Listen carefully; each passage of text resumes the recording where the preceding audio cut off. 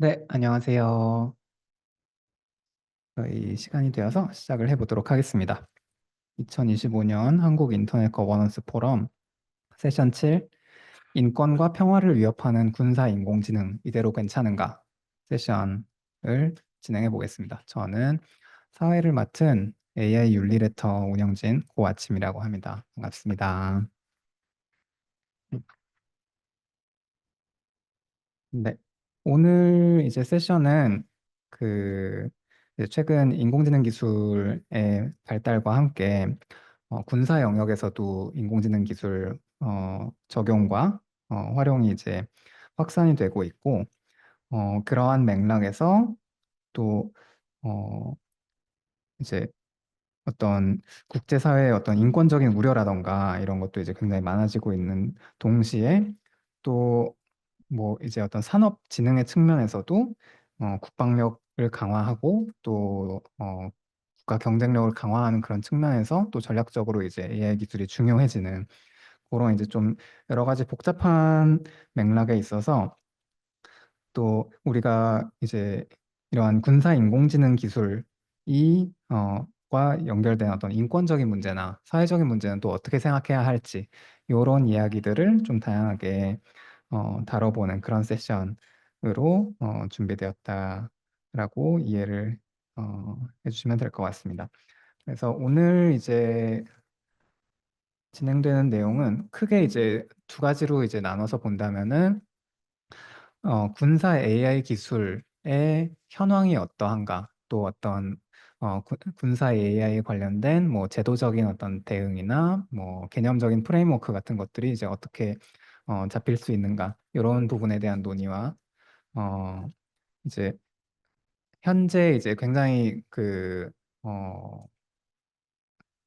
첨예한 어떤 이제 어, 군사 이제 활동이 이루어지고 있는 지역인 이스라엘과 이제 팔레스타인의 사례를 좀 중점적으로 이제 논의하면서 뭐 팔레스타인 현장이나 아니면 그곳에서 이제 활용되고 있는 뭐 AI 기술 그리고 뭐 그 기술을 둘러싼 어떤 빅테크 산업의 구조라던가 이런 부분에 이제 좀 더 세부적으로 논의를 하는 그런 크게 이제 두 가지 갈래로 이해를 해주시면 좋을 것 같습니다. 그래서 오늘 패널로 이제 참석해 주신 분들은 어, 키사 정보보호산업본부 보안기술단 박혜룡 단장님이 계시고요. 네. 네. 그다음에 디지털정책연구소 연구소의 김유명 소장님 오셨습니다. 그리고 사이버안보연구소의 이화영 부소장님 모셨고요. 국제엠네스티 한국지부의 김한민영님 모셨습니다. 네, 팔레스타인 평화연대의 덕야핑 활동가님 모셨습니다. 그리고 노테크 포 아파트하이트라는 단체 활동가이신 케이트 심님은 온라인으로 합류를 해주실 예정입니다. 그러면 저희 바로 패널 지정 발제 먼저 요청을 드릴게요. 그래서 우선 박희령 단장님 먼저 AI의 군사적 운용 및 한계에 관해서 말씀해 주시겠습니다. 앉으신 자리에서 발표해 주시면 되겠습니다. 네, 안녕하십니까. 저는 한국인터넷진흥원의 보안 기술단을 맡고 있는 박혜룡이라고 합니다. 먼저 제가 하고 있는 일에 대해서 간략하게 설명을 드리면, 저는 정보보호와 관련돼 있는 기술 개발, 즉 R&D를 담당하고 있고, 또 암호하고 관련돼 있는 내용들을 어, 민간 쪽에 있는 암호와 관련돼 있는 것들을 총괄적으로 수행하고 있는 어, 업무를 하고 있습니다.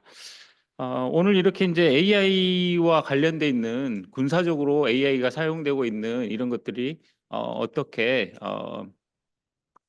윤리적으로나 이런 쪽으로 어떻게 활용되고 있는지 등을 살펴보고자 이제 오늘 이렇게 패널 토에 참석하게 됐고요. 이걸 또 이 주제를 바꿔서 이제 또 생각을 하다 보니까 저희 쪽에도 지금 R&D 기술을 개발하고 있는 게 이제 사이버전 관련해 가지고 R&D 기술을 개발하고 있는 게 있더라고요. 이제 크게 이제 AI를 활용하는 것도 있긴 있지만 여기서 또 사이버전과 관련돼 있는 기술을 또 개발을 하다 보니까 이쪽 분야에 좀 더 관심이 가게 된 것 같습니다. 오늘 이제 제가 말씀드릴 내용은 한 10가지 정도를 AI가 어떻게 군사적으로 활용이 되고 있고 그런 현황, 그리고 그게 인권적인 문제는 어떤 게 있고 이 인권적인 문제를 어떻게 해결해야 되는지를 크게 이 세 가지로 구분을 해서 10가지 사례를 살펴보도록 하겠습니다. 첫 번째는 자율살상 드론입니다. 우리가 이제 그 지금 러시아랑 우크라이나의 전쟁을 지켜보다 보면 되게 드론에 의해서 이렇게 뭔가 인명을 공격하다든가 뭐 전차나 이런 다른 건물들을 공격하는 모습들을 많이 접하게 됩니다. 그래서 자율살상 드론에 해당되는 것들이 많이 우리가 들여다보고 있고요. 그래서 이런 부분들은 인권 문제로는 인간의 생명권을 기술로 위임을 해가지고 생명권을 위협하는 거라고 볼 수가 있고요. 그리고 민간인과 전투원의 구분이 모호할 경우 치명적인 피해가 발생할 수 있을 것으로 생각이 됩니다. 이에 대한 해결 방안으로는 드론에는 의미 있는 인간 통제 원칙을 적용을 해서 최종 공격 권한을 인간에게 이양을 하고 민간 지역 회피 알고리즘을 적용을 해서 드론이 그 지역에서는 작동하지 않게끔 한다든가 하는 것들이 필요할 것 같고요. 그리고 작전 로그 저장 기능을 반드시 탑재를 해야 할 것으로 생각이 됩니다. 두 번째는 이제 무인 자율 전차인데요. 이거는 이제 사람이 조정하지 않고 AI가 직접적으로 전차를 활용을 해서 하는 기술이라고 보시면 될 것 같습니다. 미국의 로봇 전투 차량이 있고요. 러시아의 우란 9이 대표적인 사례라고 보시면 될 것 같습니다. 이것들은 해당 차량들이 전장에서 실시간으로 자율적으로 이동을 하고 사격을 해서 큰 피해를 주게 되는데요. 이것들은 이제 복잡한 지형이나 사람이 접근할 수 없는 복잡한 지형이나 시가전에 아주 효과적으로 얘네들이 이런 기술들을 탑재한 무기들이 활약을 하고 있는 부분이라고 보시면 될 것 같습니다. 여기서 인권 문제는 AI가 표적을 잘못 인식을 해서 민간 건물이나 일반 시민을 공격하는 경우가 생길 수가 있고요. 그리고 로봇의 오작동 시 통제가 어렵다는 그런 어려운 점이 있습니다. 이에 대한 해결 방안으로는 민감 지역에 진행했을 때는 자율 기능을 아예 통제를 해버리고 그럴 때에는 아예 통제권을 사람에게 넘겨주는 그런 방법이 있을 거라고 생각이 됩니다. 그리고 작동 전후 반복 확인 절차를 도입을 하고 위기 시에는 원격 통제 전환 시스템을 구축을 해서 위기 상황이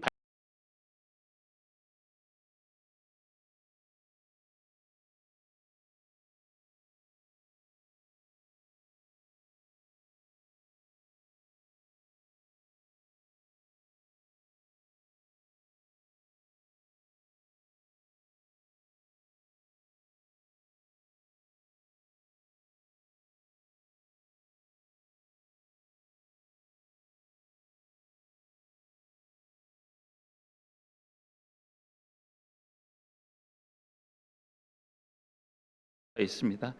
병사하고 민간인 사생활 침해가 될 수가 있죠. 뭐 해안선에 같은 데는 이제 오촌이 또 있다 보니까 거기에 이제 민간인들이 또 왔다 갔다 하는 그런 모습들, 그리고 무고한 이에게 범죄자 취급을 할 수 있는, 오인을 할 수 있는 그런 문제점이 있다고 봅니다.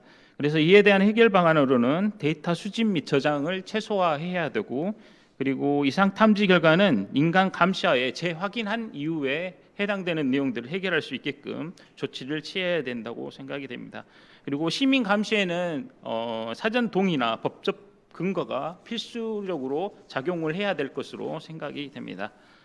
다음은 AI를 이용을 해서 적 위치를 예측하는 기술들이 있습니다.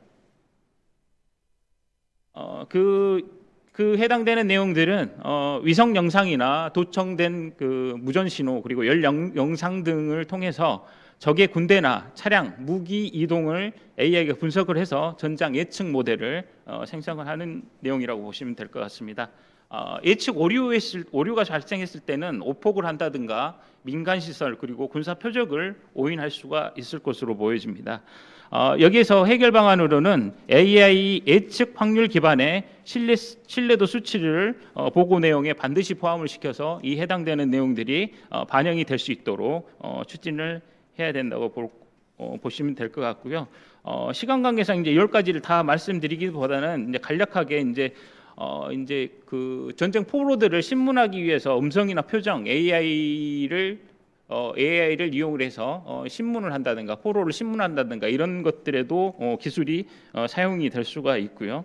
그리고 우리가 이제 전쟁에서 사용하기 위해서 이제 워 게임이라는 것들을 이제 합니다. 우리가 지금 그 게임에서도 전쟁을 시뮬레이션 할 수 있는 그런 게임들이 많이 있잖아요. 그것들이 이제 군사적으로는 예전에는 AI로 활용하지 않고 사람들이 직접적으로 뭔가를 전략을 추립을 하고 시뮬레이션 할 수 있는 그런 시스템이 있었는데 그것들을 이제 AI 기반으로 해서 전투 훈련을 하는 시뮬레이션 하는 그런 것들도 지금 현재 존재하고 있습니다. 그리고 병사의 건강 상태를 AI가 감시를 해서 이 사람이 어떤 상태에 있으니 조치를 해야 된다라는 것을 또 AI가 감시하면서 그것들을 판단할 수 있는 기준이 될 수가 있고요.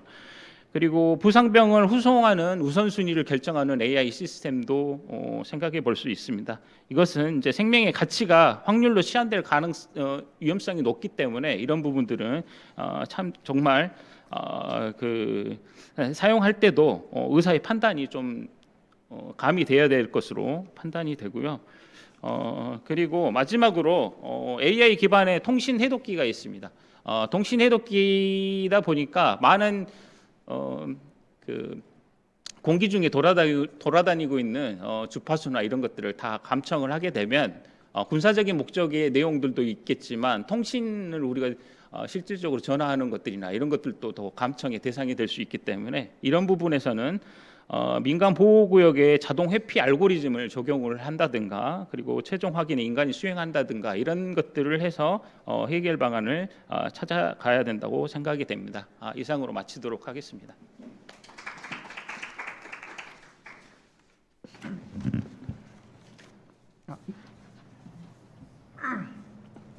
네, 박희룡 단장님 감사합니다. 뭐 이렇게 AI의 어떤 현재 군사적 운용에 관해서 자율기동, 감시, 시뮬레이션, 좀 우선순위 판단, 사이버전, 통신 이런 좀 다양한 어떤 방식으로 이제 활용이 되고 개발이 되고 있는지 이런 사례들을 좀 쭉 짚어주신 것 같아요. 그래서 어떤 여기에 관련된 또 어떤 인권적인 측면이나 뭐 정책적인 어떤 뭐 해결 방안 이런 부분 또 후속 이제 논의에서 더 자세히 다룰 수 있을 것 같아서 바로 다음 발표자로 넘어가 보겠습니다. 그래서 예. 네, 안녕하세요. 디지털 정책연구소의 김윤명이라고 합니다. 제가 의뢰받았던 내용은 이제 AI 기술 자율무기의 현황과 통제 방안에 관한 것인데요. 근데 이제 기술에 대한 부분들, 무기에 관련된 부분들은 이제 박 단장님께서 말씀해 주셨고 아마 다른 분들도 이제 유사한 내용들도 말씀해 주실 것 같아요. 근데 성격 자체가 거의 비슷한 내용이 나오지 않을까 싶은 생각이 들긴 합니다. 그렇지만 저는 이제 통제 방안 측면에서 좀 더 구체적으로 말씀 한번 드려보고자 합니다. 타이틀은 이렇게 달았지만 전 시작하는 머릿말을 21세기는 핵무기의 시대였다면 21세기는 자율무기의 시대가 될 것이다라고 생각을 합니다. 이런 무기 체계가 갖고 있는 장점이라고 하면 장점일 수 있을 텐데 일종의 경쟁 억제력을 가질 수 있다는 것이죠. 그래서 각국이 제네식 무기에 대해 그만큼 투자를 많이 했던 것이고 여전히 핵을 갖고 싶어하는 게 어떤 결과인 것 같아요. 이란 사건도 있었고 북한도 지금 핵을 무장하고 있다는 것이죠. 그런 체계인 것 같아요. 이제 그런 핵무기 체계가 자율무기 형태로 이제 바뀌어가고 있는 것이죠. 그 내용에 대해서 말씀을 드려볼 텐데 이 자율무기라는 게 상당히 이제 어려운 개념 같긴 해요. 인공지능이 이런 시스템 자체를 통제하고서 인명에 대한 살상을 하게 되는 것이죠. 근데 참 아이러니한 게 자율무기 형태가 인명에 대한 어떤 보호 체계를 위해서 특히 이제 아군이죠. 역설적으로 이제 상대방의 임명은 어떻게 할 거냐라는 이제 고민스러움이 있을 텐데 이거는 상당히 전쟁의 역설적인 부분이고 우리가 기관총이 발명되었던 건 아군의 어떤 피해가 컸기 때문에 이걸 이제 막기 위해서 도입된 거죠. 이게 자율규제, 자율무기도 마찬가지일 것 같아요. 근데 저는 이제 아예 이 자율무기 형태가 세상에 없으면 좋겠다라는 생각을 갖고 있지만 이미 들어오는 체계가 또 밖으로 내볼 수도 없는 부분이고 그렇다고 한다면 어떻게 이걸 통제하는 게 좋을까라는 이제 고민을 하게 되는 것이죠. 그 내용을 같이 한번 들어볼 텐데 8분이 시간이 그렇게 넉넉하지는 않는 것 같습니다. 자율무기의 어떤 현황에 대해서는 이제 말씀 주셨기 때문에 드론이 많이 쓰이고 있는 것 같아요. 정말 이제 소량이 작고 개발하기 쉽고 이해하기 쉽기 때문에 아마 자율 무기 형태의 대표적인 게 드론이 된 것 같은데 대표적으로 이제 이란, 이라크, 이란, 이스라엘 그 형태 또 러시아와 우크라이나 사태에서 가장 쓰여진 게 드론 같아요. 아마 우리의 국방부가 평양으로 보냈던 무인 드론도 마찬가지인 것 같죠. 그런 형태 본다면 드론이 가장 이제 이용하기 쉽기 때문에 그렇게 한 것이 아닐까 싶기도 한데 물론 이 드론 자체가 이제 파괴력이 엄청나긴 한 것 같아요. 이제 그건 차치하고 그걸 넘어서서 그러면 이렇게 각국이 이제 무기 체계를 만들고 있는데 과연 이걸 어떻게 통제할 거냐를 말씀드리겠습니다. 왜냐하면 박혜령 단장님께서 무기 체계를 말씀해 주셨기 때문에 자율무기의 가장 큰 문제는 책임의 공백과 판단이 불확실성이다. 즉 전통적인 무기, 재래식 무기는 결국은 인간 판단에서 어떤 책임자의 판단에서 무기에 이용되겠지만 이 자율무기 형태는 AI가 자율적으로 내용을 판단해서 어떻게 하고 공격한다라는 것이죠. 그러게 되면 누가 책임질 거냐라는 이제 문제가 발생하는 것이죠. 또 하나는 말씀해 주시긴 했지만 결국은 인간이 최종 결정을 내리지 않은 상황에서 무기 시스템이 이 민간인을 설정했을 때 그 책임 누가 질 거는데 개발자, 지휘관 또는 운영자 또는 그 자체가 될 거냐. 물론 이제 AI에 대해서 권리 능력이 없기 때문에 그걸 이용한 사람이 책임을 지게 될 것입니다. 그리고 최종적인 의사결정을 내렸던 지휘관이 현장의 지휘관이 그 책임을 지게 되겠죠. 다만 또 하나 이제 관련된 쟁점 중에 하나는 이 무기가 개발이 되었을 때 과연 제조물 형태의 책임을 누가 질 것이냐라는 또 관건이 될 것 같아요. 그렇지만 아직은 AI 자체가 어떤 권리 능력이나 자율적인 의지를 가지고 행동하는 것은 아니기 때문에 최종적인 책임에 대한 주체는 사람일 것이다. 그럼 사람이 누구냐? 아마 개발자 형태는 아닐 것 같고요. 실제 전장에서 그걸 최종 승인한 지휘관이 될 것이다. 다만 그 지휘관도 이제 엄격하게 법 체계 내에 어떤 전쟁 관련 법제에서 책임을 따르게 된다면 직접적인 책임을 묻기는 어렵겠지만 그렇지 않을 경우 악의적이고 의도적으로 그 무기를 이용했을 때 그 책임을 어떻게 질 거냐라는 고민스러움이 있는 것 같아요. 또 하나는 이 자율무기가 오작동할 수밖에 없는 구조 같아요. 아무리 데이터를 디테일하게 갖는다고 하더라도 결국은 판단의 주체는 확률적인 결론이 나오기 때문에 그 경우에 있어서 피하의 구분 투항 비용사 인식이나 민간 시설 보호는 어떻게 할 거냐라는 고민스러움이 여전히 있는 것 같아요. 아무리 기술이 발전된다고 하더라도 100% 안전한 무기 체계는 가질 수 없다라고 생각했기 때문에 그 책임 주체를 어떻게 볼 거냐라는 고민도 우리는 같이 해야 될 거고 다만 그게 무조건적으로 반대할 수 없을 것 같아요. 이미 법제가 작동 중에 있고 최근에 이제 EU의 AI법이나 우리의 AI 기본법 체계 내에서도 엄격하게 규제 체계를 갖고 있지만 두 법에서 공통되게 예외를 두고 있습니다. 즉 국가 안보의 경우에는 이 AI에 대해서 규제하지 않겠다라고 선언해버린 것이죠. 특히 자율무기 형태에 대해서는 어떤 법에서도 규제를 하지 않게 되고 있습니다. EU 책도 마찬가지고 우리의 AI 기본법 체계도 마찬가지인 것이죠. 그렇게 된다면 이 AI 무기를 또는 자율무기를 개발한다고 하더라도 그 규제를 누가 볼 거냐? 아직은 없습니다. AI 법 체계 내에서는 이게 이제 문제가 될 수 있는 것이죠.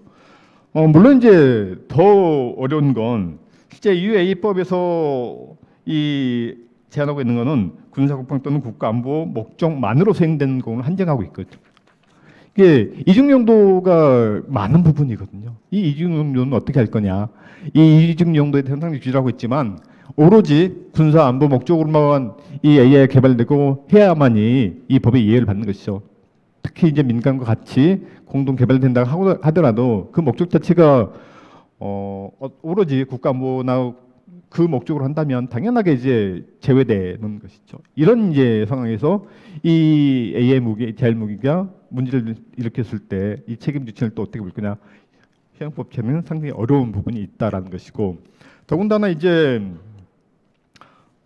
그 무기체가 상당히 넓게 볼 수 있는 것이죠. 그렇게 되면 민간에서 개발하고 있던 내용들을 사실 군사용으로 넘어갈 때 이건 어떻게 할 거냐라는 이제 그 기준점이 모호하다라는 것이죠. 전적으로 군사적인 목적만을 대상으로 하겠지만 그렇게 경기가 허물어지는 어떤 시점, 만약에 챗GPT를 이용해서 어떤 군사적 목적으로 서비스 무기를 개발하게 된다면 이건 어떻게 할 거냐라는 것이 예를 들면 그런 경우에는 예외적으로 규제를 받지 않는다라고 보셔야 될 것 같습니다. 그러게 된다면 만약에 챗GPT를 이용한 오픈 AI가 군사적 목적으로 무기를 개발하게 된다면 이거 어떻게 될 거냐라는 이제 책임 주체의 논란까지도 될 수 있는 것이죠. 이런 경우에는 아직 법 체계 내에서 규제의 범위에 포함되지 않기 때문에 이걸 통제할 수 있는 방법이 없다라는 것이죠. 그렇게 되면 결국은 어떤 규제의 사각지도 발생할 수밖에 없는 것이고 이게 어떤 인권에 대한 어떤 생명권에 대한 윤리 검증 없이 개발이 되기 때문에 이런 경우 어떻게 할 거냐. 결국은 개발과 운영 과정에서 사람의 개입이 필요하다. 그 개입에 필요하신 법적 근거를 마련해야 되겠다. 근데 역설적으로는 제네식 무기에 대해서는 다양한 어떤 국제 조약을 통해서 이제 규제를 하고 있지만 이 자율 무기, 특히 로어지에 대해서는 어떤 규제 체계를 원하지 않는 것 같아요. 국제 규범에 있어서도 인간의 개입에 대해서는 인간 의미 있는 개입에 대해서는 이제 오케이 하지만 실질적으로 규제를 어떻게 할 것이냐라는 다정한 협약 체계는 아직 없거든요. 2014년부터 그런 논의가 있었지만 벌써 10년 이상이 되었음에 불구하고 그 내용들에 대해서는 아직은 없다라는 이제 한계점을 갖고 있고 그러면 적어도 이런 내용들에 대해서는 엄격한 체계를 가져야 될 텐데 국방 영역에서 없기 때문에 적어도 민간 영역에서 이런 감시 시스템을 갖춰야 될 필요는 있을 것 같아요. 다만 유의미한 거는 뭐 나토든 미국이든 그 형태에서도 윤리적 형태의 개발은 필요로 하고 있다라는 원칙은 갖고 있는 것 같아요. 여전히 이제 윤리 원칙이 규범력은 없겠지만 그런 이제 어떤 체계나 시스템을 갖고 자율무기에 대한 규제를 통제를 원하게 된다면은 아마 확산은 그나마 막을 수 있지 않을까 싶은 생각이 듭니다. 시간 좀 더 주어진다면 다음에 더 보완토록 하겠습니다. 고맙습니다.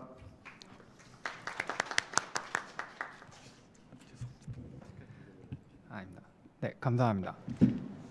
김은경 소장님은 이제 자율 무기의 어떤 문제로서 책임의 불분명한 문제와 어떤 판단 자체가 이제 어떤 통계 기반의 그 기술로서 불확실성이 이제 존재하는 그런 이슈 짚어주셨고 또 법적 공백, 특히 이제 군사적 AI라는 게 뭐냐, 어떻게 개발한 게 이제 군사적 AI냐 이런 걸 정의하는 문제 자체의 이제 어려움과 연관된 좀 법적 공백 이슈 이렇게 짚어주신 것 같습니다. 다음으로는 네, 이화영 부소장님께서 AI 에이전트와 군사적 이용의 문제 관련해서 말씀 나눠주시겠습니다. 네, 안녕하세요. 저는 사이버안보연구소 이화영입니다. 이번에 AI 에이전트에 관련된 내용을 제가 이제 간단히 이야기를 할 텐데요. 먼저 기존의 군사력에서 군사의 힘을 봤을 때 유형의 힘과 무형의 힘으로 나눠서 봤습니다. 그러나 이제 사이버 영역이 대두하면서 사이버 파워라는 용어가 조셉 나이로부터 이제 밝혀졌고 관련된 내용들이 정보통신의 기술을 사용해서 타자한테 어떤 영향력을 미치거나 강요하는 능력이 있는지에 대한 것들이 나왔는데 기본적으로 저는 이제 AI 에이전트에 대해서 어떤 문제라기보다 우리가 이제 앞으로 이걸 같이 활용을 해서 군사 영역에도 사용해야 되는 시점에 있어서 국가의 힘을 군사력의 관점에서 봤을 때 어떤 국방의 메타 파워라는 용어와 그리고 이를 좀 약간 보완하거나 이제 좀 더 사용할 때 어떤 식으로 사이버 AI 킬 체인지를 할 수 있는지 그 킬 스위치에 관련돼서 여러분한테 간단히 소개하고자 합니다. 기본적으로 AI 관련돼 가지고도 작년까지만 해도 트럼프 정부 전에는 AI 안전연구소라는 워딩으로 안전에 대한 거 이런 부분들이 많이 이제 나왔는데 이번 정부에서는 AI 안전연구소의 워딩도 AI 표준화 그리고 혁신연구소라는 워딩으로 바뀌면서 AI의 발달로 인해 혁신과 표준 그리고 그거에 관련된 여러 가지 사회 전반에 대한 부분들을 이끌어가고자 하는 경제력, 자본주의의 논리가 군사력에도 그대로 적용이 되고 있습니다. 그래서 이런 부분들에 있어서 기본적으로 미국에서는 이런 정보력의 영향을 반영한 군사적 힘을 물리적 힘, 그리고 인포메이션 파워라고 정보적 힘에 대한 걸 좀 더 치중을 하고 있고, 우리나라에서는 하드 파워, 메타 파워, 소프트 파워라는 용어를 가지고 2050년까지 2021년 11월에 관련된 내용들이 정리가 돼서 발표가 되고 있었습니다. 급변하는 미래의 전장에서 기본적으로 AI와 사이버 전장의 어떤 결합은 전술적 의사결정을 하는 패러다임이 좀 바뀌고 있는 건데, 여기서 전술적 의사결정센터, 워룸이라고 하는 역할은 그러니까 점점 더 중요해지고 있습니다. 이런 미래형 전술 의사결정센터는 단순히 정보를 모아서 분석하는 걸 넘어서서 실시간 데이터 분석과 자동화된 대응을 위한 통합지휘센터에 대한 역할을 수행하고, 여기에서 어떤 유기적인 힘이 작용하는지에 대해 우리가 이제 분석을 하고 활용을 하게 되는데, 기본적으로 전술지휘팀에서 AI 에이전트를 활용한 AI 분석 데이터를 기반으로 신속한 의사결정을 위해서 기본적으로 시크릿 단위, 그리고 최상위 탑 시크릿 단위의 기밀 정보 분류와 전략 수립을 활용을 합니다. 여기서는 이제 계층별 책임 구조가 좀 필요한데, 전략적 차원에서는 국가 차원의 AI 사이버 전쟁 정책 수립과 국제법 준수의 책임이 있고, 작전적 차원에서는 군 지휘부의 AI 시스템 운용 승인과 교전 규칙의 승인이라는 부분들이 있습니다. 전술적 차원에서는 현장 지휘관의 실시간 어떤 판단, 그리고 AI 시스템에 대한 어떤 통제 영역, 이런 부분들이 중요하겠죠. 근데 이제 기본적으로 AI 개발자와 운영자는 시스템의 안정성과 신뢰성 확보에 좀 더 포커싱을 하고 있습니다. 근데 우리가 어떤 문제가 생겼을 때 책임 소재를 다루잖아요. 그러니까 책임 소재의 명확화를 위해서는 AI 의사결정에 어떤 추적 가능한 어떤 가능성의 확보와 인간 감독자, 우리가 보통 참모진이라고 군에서는 부르는데, 이 참모진의 최종 책임 원칙을 어떤 식으로 유지를 했는지, 그리고 오작동 시 책임 귀속 절차는 어떤 식으로 됐는지, 이런 부분들이 사실 굉장히 중요한 이슈입니다. 이런 사전적 정의가 전제가 되었을 때 AI 에이전트가 군사적 활용에서 어떤 식으로 유의미한지를 알아볼 수가 있어요. AI는 기본적으로 지금까지는 판단형에서 생성형, 피지컬 AI까지 진화하고 있고, 군에서도 이제 젊은 청년들이 별로 저희가 없기 때문에 이제 뭔가 더 좋은 어떤 기능들에 대한 부분들을 장착을 하고 군 임무에 수행을 하게 되는데, 이렇게 인간처럼 사고, 창작, 행동을 할 수 있게 되는 부분들이 이스라엘 하마스, 이스라엘 이란 전쟁들을 어떤 최근의 국제 여러 전쟁들을 통해서 극명하게 드러나고 있습니다. 한 예로 이제 이스라엘 하마스 전쟁에서 참모의 역할과 어떤 지휘관의 의사결정 체계의 버튼을 눌렀을 때 기본적으로 무장 단체로 볼 수 있는 부분들을 데이터를 넣고 거기에 유사한 사람들에 대한 민간인들도 가차없이 킬체인으로 이제 해서 많은 민간 학살들이 일어났습니다.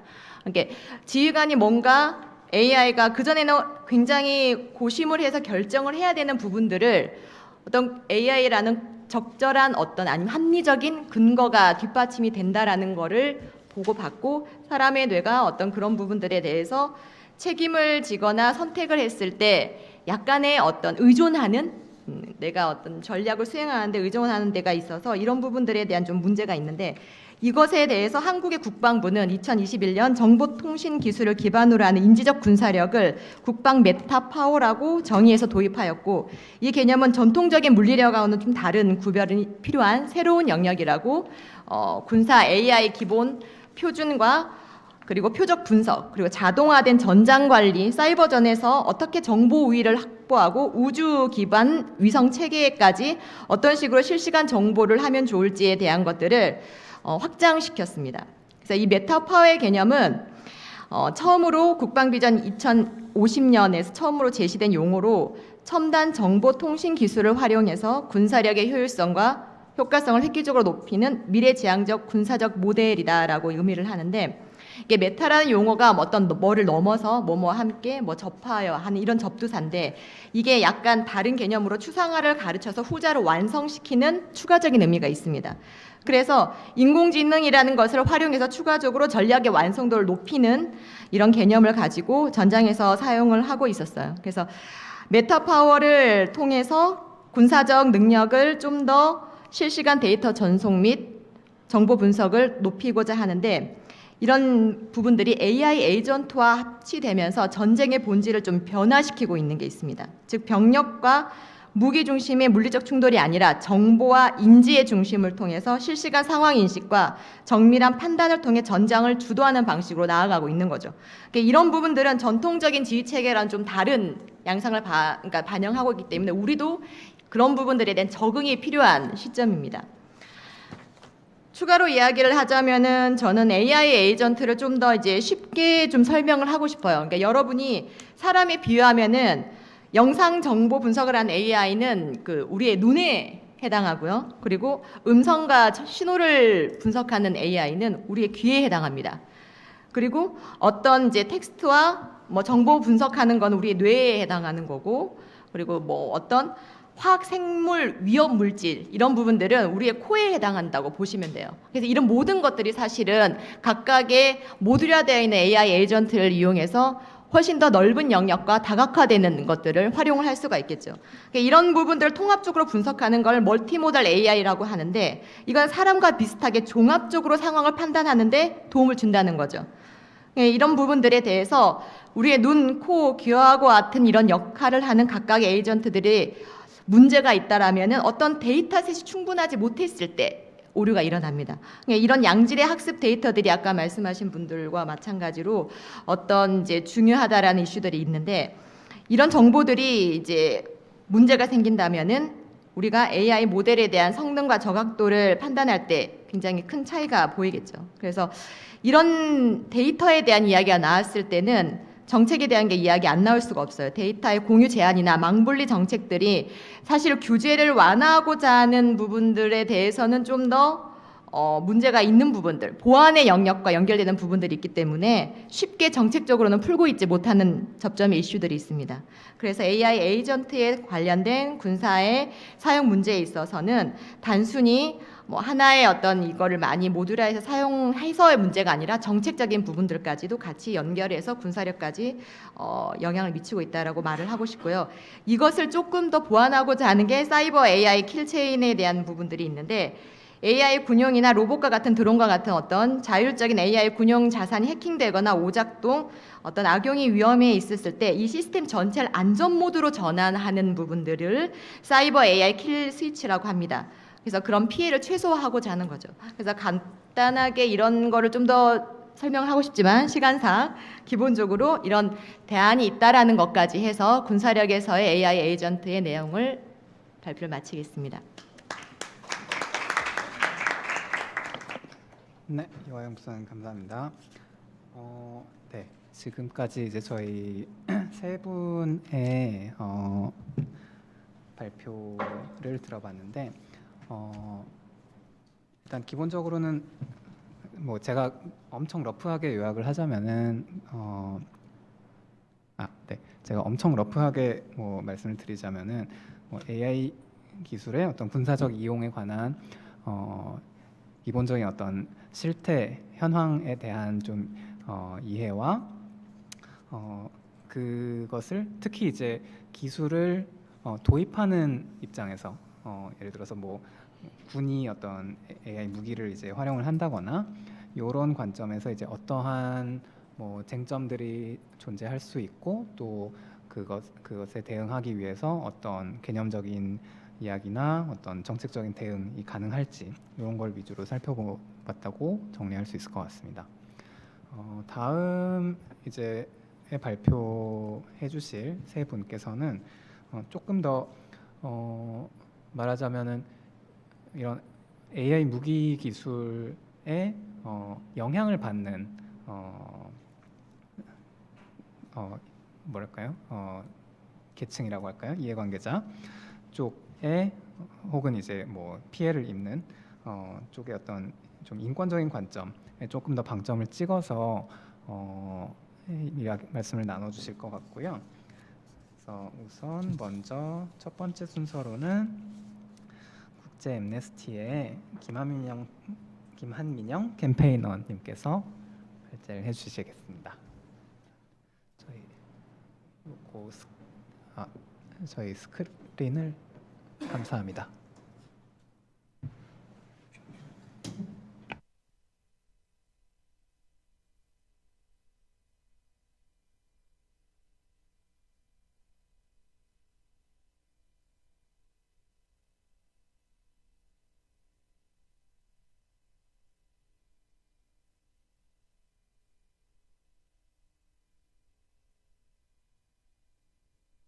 합니다. 괜찮은가요?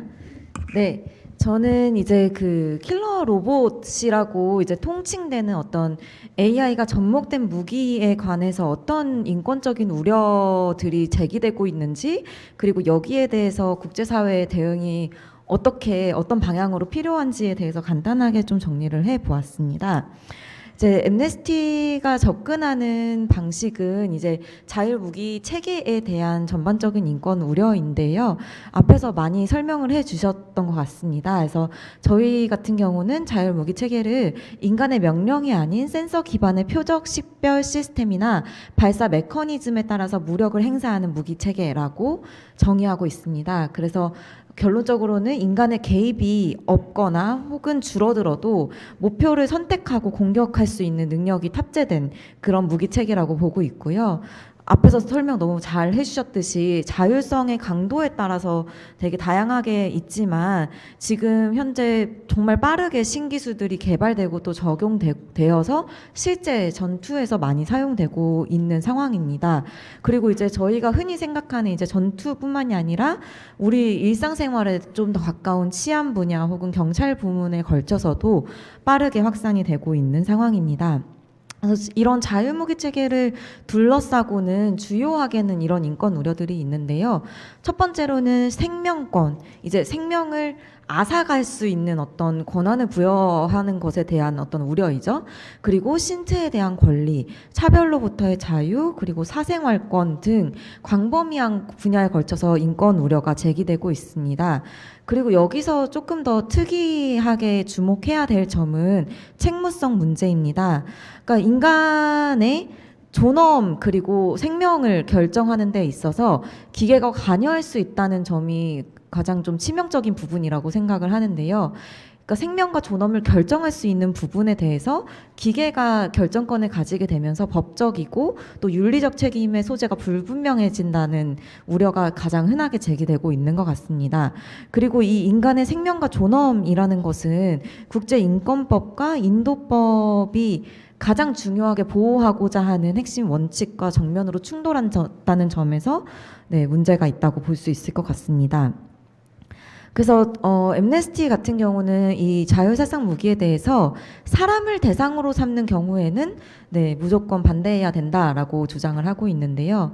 그러니까 어떤 경우냐 하면 인간의 존재에 반응해서 무력을 사용하거나 인간의 어떤 특성, 예를 들면 인간의 형태라든지 열을 통한 감지라든지 얼굴을 인식하는 것 혹은 뭐 다양한 생체 정보 등을 기반으로 표적 프로파일링해서 이것을 이제 어떤 정보로 환원해서 목표를 식별하는 것을 반대하고 있습니다. 그래서 전투원과 민간인을 구분하거나 위협적인 인물, 비위협적인 인물로 구분하는 것 혹은 남성과 여성, 뭐 인종 이런 구분을 식별할 수 있는 것에 대해서 문제 제기를 오랫동안 해오고 있습니다.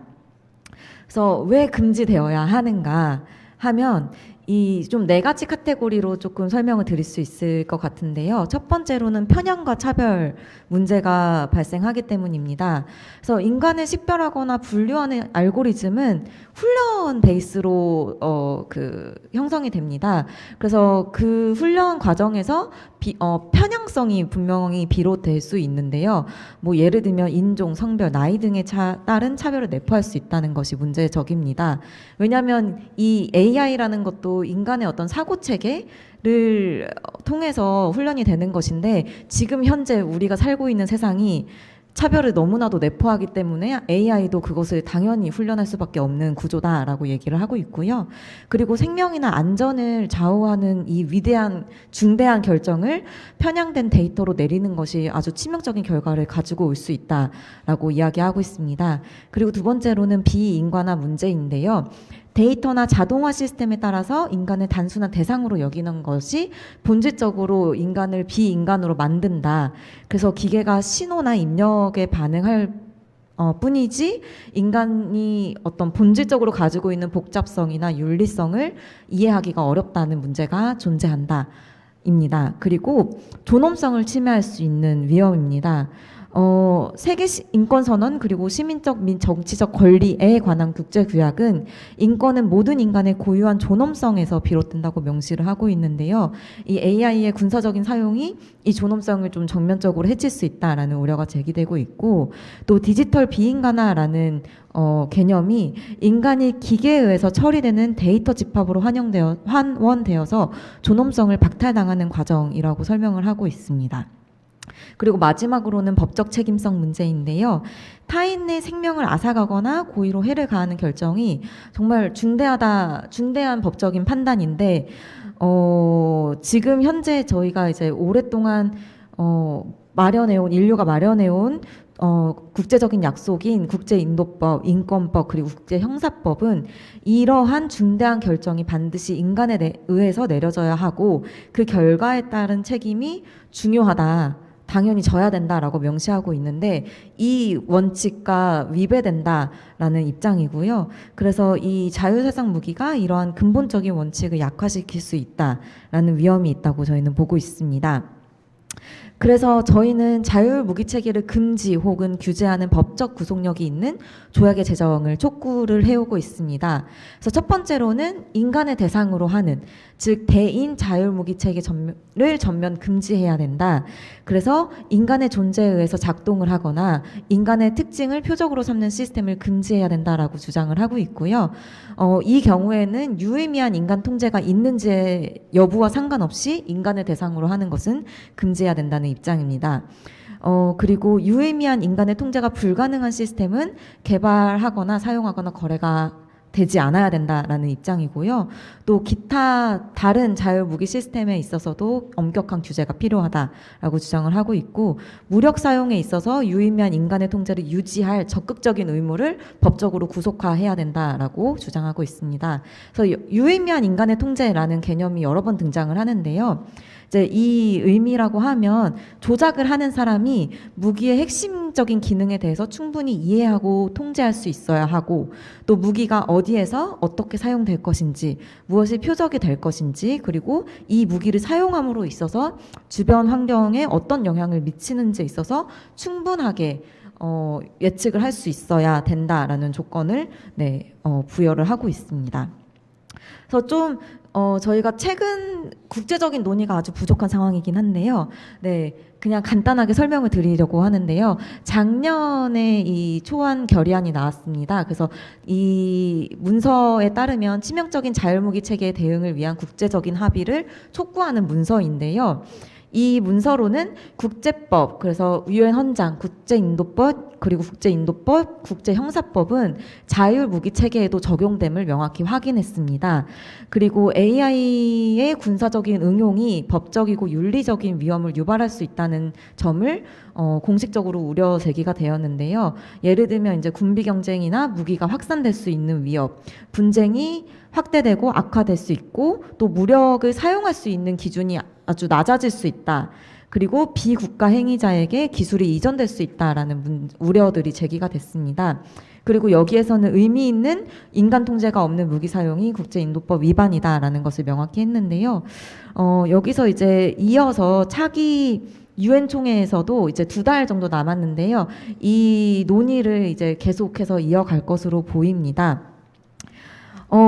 그래서 간단하게 소개를 드렸는데요.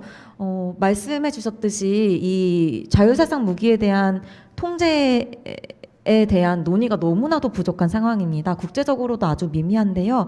이게 한국으로 내려오면 전무한 수준입니다. 그래서 오늘 이 논의 자리가 저로서는 너무나도 소중하고 감사한데, 엠네스티와 뭐 국내 평화단체들을 비롯한 다양한 단체들은 한국의 무기 개발, 사용, 수출을 많이 감시해 오고 있습니다. 그래서 지금 현재로서 K-방산이라고 우리는 굉장히 국가적인 뭐 지능 사업으로 이제 인식이 되고 있는데, 이스라엘에 무기를 판매하는 것들을 보면 지금 기본적인 무기거래 조약조차 지켜지지 않고 있는 상황인데, 이 무기의 지금 사용이라든지 거래에 있어서 AI가 접목되는 것에 대해서는 더더욱 우려가 제기되는 시점이어서 하루빨리 이제 한국 에서도 또 국제적인 레벨에서도 시급하지만 한국에서도 이런 주요한 통제 방안이 마련돼야 된다라는 점 말씀드리고 네, 마치겠습니다. 감사합니다. 네, 감사합니다. 마지막에 언급해주신 이제 어떤 이스라엘의 군사 AI 관련해서 또 마침 다음에 발표해주실 덩야핑 활동가님께서 다뤄주실 수 있을 것 같습니다. 그러면 바로 부탁드릴게요.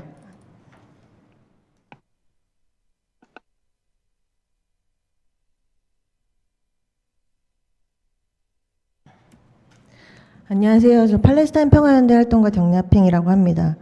저희 단체 활동가들이 보안상 실명을 쓰지 않고 활동명을 사용하고 있어요. 올라? 저희가 정기적으로 팔레스타인의 현장 활동을 하러 가는데 팔레스타인이 이스라엘에 군사 점령 당하고 있기 때문에 이스라엘을 통해서만 팔레스타인에 들어갈 수 있습니다.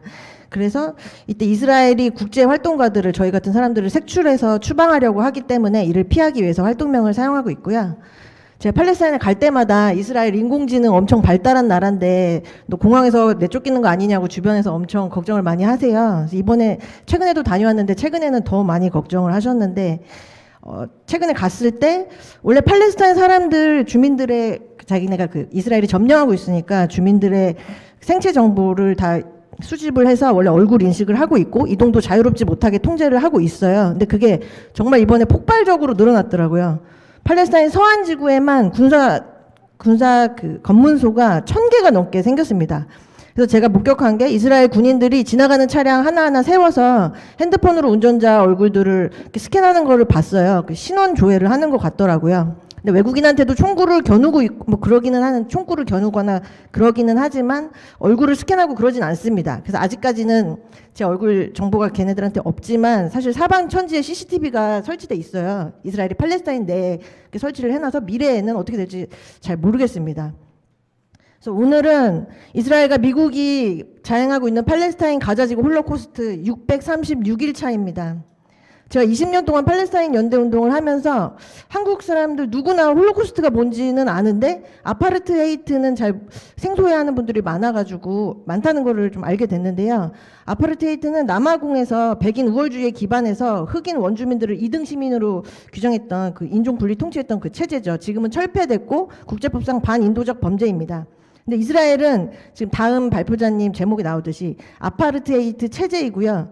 유럽에서 팔레스타인에 침략해서 들어온 식민자들이 세운 식민 국가입니다. 지금까지도 그 속성이 유지되고 있고요. 그래서 국제사법재판소에서 작년 7월에 이스라엘의 팔레스타인 군사점령은 불법이다. 그래서 각 전 세계 각국은 군사점령의 종식을 위해서 이스라엘을 제재해야 된다고 결정하기도 했습니다. 그래서 홀로코스트는 대중문화를 통해서 많이 접하셔서 다들 많이 아시는데 이 홀로코스트 이후에 유대인 학자 렘킨이 집단학살, 제노사이드라는 개념을 정초했습니다. 홀로코스트는 그러니까 집단학살은 뭐 러시아랑 우크라이나도 전쟁을 하고 있고 전쟁은 다 나빠 하는 그런 차원을 넘어섭니다. 집단학살은 인종, 민족 등 한 인구 집단의 전체나 일부를 파괴하겠다는 의도로 저지르는 행위고 지금 이스라엘이 하고 있는 게 바로 집단학살입니다. 우리는 홀로코스트가 전쟁이라고 하지 않죠. 나치 독일한테도 책임이 있고 거기 맞서 싸운 유대인 저항군한테도 책임이 있다고 아무도 말하지 않습니다. 지금 팔레스타인 상황도 마찬가지입니다. 지금 비유하자면 나치 독일이 인공지능 기술로 홀로코스트를 자행하고 있다 이렇게 말할 수 있습니다. 전 세계 홀로코스트 그리고 집단학살을 연구하는 학자랑 연구자들이 전원이 만장일치로 지금 이스라엘이 가자지구에서 자행하는 게 집단학살이라고 규정하고 있습니다. 이미 뭐 집단학살 첫 주부터도 그랬는데 지금 뭐 기후위기를 부정하는 과학자들이 아직도 있대요. 근데 홀로코스트를 부정하는 전문가는 한 명도 없다. 보통 이렇게 많이 설명을 하십니다. 국제사법재판소 역시 작년에 그 이스라엘이 집단학살을 자행하고 있을 가능성이 높다. 이례적으로 이걸 멈추라고 잠정조치 명령을 세 번이나 내렸습니다. 근데 아직도 오늘 지금까지도 계속되고 있죠. 21세기에도 근데 지금 팔레스타인 가자지구에서 이스라엘이 자행하는 집단학살 말고 로힝야나 콩고 등 여러 가지 집단학살이 계속돼 왔습니다. 근데 그 다른 집단학살들과 차이가 있는 점들을 3개를 뽑아보자면 첫 번째로 고의성이에요. 원래 집단학살이라는 걸 입증하는 게 가장 어려운 게 고의성인데 왜냐하면 어떤 집단학살범도 내가 집단학살을 한다고 얘기하지 않거든요. 근데 이스라엘은 굉장히 놀랍게도 총리하고 대통령부터 모든 정치가들이 정직하게 가자 주민들이 인간 동물이다, 모두 학살하고 추방하겠다, 이런 의도를 반복해서 표출을 했습니다. 그래서 전문가들이 이 재판에서 집단학살로 결국 국제사법재판소가 결국 끝낼 것이다라고 되게 긍정적으로 예측을 하고 계세요. 그리고 집단학살이 두 번째로 실시간 스트리밍 되고 있다는 게 또 큰 특징인데요. 이게 고의성이랑도 연결이 됩니다. 피해자인 팔레스타인 주민들만이 아니라 가해자 이스라엘 군인들도 자기네가 자행하는 전쟁 범죄를 계속 찍어서 올리고 있어요. 그래서 대학 단지를 뭐 폭파하고 환호하는 그런 영상도 올리고, 탱크로 본인이 민간 주택에 무차별 포격하는 영상도 올리고, 자기가 살해했거나 아니면 강제 추방한 여성들의 속옷을 입고 찍은 사진, 영상, 이런 거는 제가 정말 수백 건을 봤는데요. 이스라엘 언론들이 그래서 군인들한테 전쟁 범죄는 소셜미디어에 그만 올려라라고 가이드를 제시할 정도입니다. 그리고 세 번째로 오늘의 주제죠. 최초로 인공지능의 지원을 받아서 집단학살을 자행하고 있다는 건데요. 사실 이스라엘은 자기네가 2021년 5월에도 가자지구를 11일 정도 침략을 했었는데, 그때를 세계 최초로 AI를 사용한 전쟁이라고 자칭하고 있습니다. 근데 뭐 어떤 사람들은 미국이 뭐 군사 인공지능 더 여러 가지로 써왔다, 뭐가 최초냐 그러기도 하는데, 뭐 어쨌든 이스라엘 점령군이 자기네가 자체 개발하는 AI 모델 말고도 미국의 빅테크들의 도움을 받아서 빅테크의 인공지능도 함께 쓰고 있고, 그래서 지금 집단학살은 상용 AI 모델이 전쟁에, 그들의 표현에 따르자면 전쟁에 직접 사용되고 있다는 걸 처음으로 확인한 사례라고 합니다. 그래서 이스라엘이 자체 개발한 인공지능 프로그램은 한국에서도 되게 많이 보도가 됐어요. 그래서 이 프로그램들 덕분에 공격하는 것보다 더 빠른 속도로 어디를 폭격해야 될지 표적을 생성할 수 있다고 얘기를 합니다. 그리고 이스라엘 점령군은 AI가 게임 체인저다 이렇게 얘기를 하는데요. 이미 2019년부터 이런 표적 생성하는 부대를 따로 만들었다고 합니다. 그래서 이 점령군이 표적을, 자기네가 타겟하는 표적을 4개 범주로 나누는데, 첫 번째는 뭐 누구나 알 수 있는 군사 표적이고, 두 번째는 뭐 지하에 있는 터널이다. 그리고 제가 오늘 자세히 설명드릴게, 세 번째 전력 표적과 네 번째 가정집인데요. 전력 표적은 개인 주택이나 대학교, 뭐 관공서, 인프라, 고층 건물 같은 거예요. 그러니까 건물들을 타격해서 시민사회가 그러면은 되게 충격을 받겠죠. 민간 시설을 이렇게 타격을 하면. 그러면은 민간인들이 사실 팔레스타인 지금 집권 정당이 하마스인 건데, 하마스에게 압력을 가해서 이 저항을 멈추도록 유도하겠다, 이런 이스라엘이 전략을 가지고 이런 고층 건물 등을 폭격을 하는 겁니다. 그래서 이렇게 지금처럼 뭐 5일 만에 1000개 이상을 폭격하고 이렇게 1000개 이상의 전력 표적을 폭격하고 이런 일은 전례가 없지만, 원래 이 아이디어 자체는 2006년에 레바논 침공했을 때부터 뭐 계속 가지고 온 거예요. 민간 지역을 대규모로 파괴해야지 이 전략적으로 우리가 목적을 달성할 수 있다. 이게 이스라엘 군의 기본적인 전략이고요.